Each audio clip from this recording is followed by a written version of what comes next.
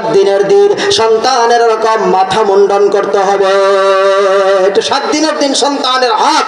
হ্যাঁ, সন্তানকে মাথা মুন্ডন করে, অর্থাৎ মাথা কামায়া, কি বলেন আমরা আঞ্চলিক ভাষায় কি মাথা কামাই, তাই না?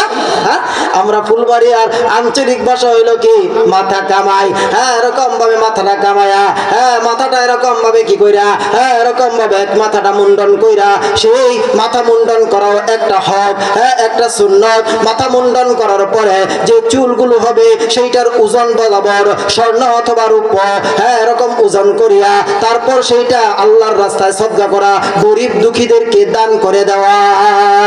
সেই ওজন চুলের ওজন বরাবর। কিসের ওজন বরাবর? খালি ওয়াজ শুনলেই হইব না, কিছু বাইক লই চল লাগবো, কথা কন নাকি গো? হ্যাঁ, ওয়াজ খালি শুনলেই হইব না, কিছু বাড়িতেও নিতে হবে। ওয়াজগুলো শুনলেই হবে না, বাড়িতেও কিছু নিয়ে যেতে হবে। একটা সন্তান যখন 7 দিনের বয়সের হয়, সন্তানের মাথাটা মুন্ডাইবেন। মুন্ডানোর পরে যে চুলগুলো হবে, মা বোনদেরকে বলে দিবেন যে সেই চুলগুলো একত্রিত করে রাখো।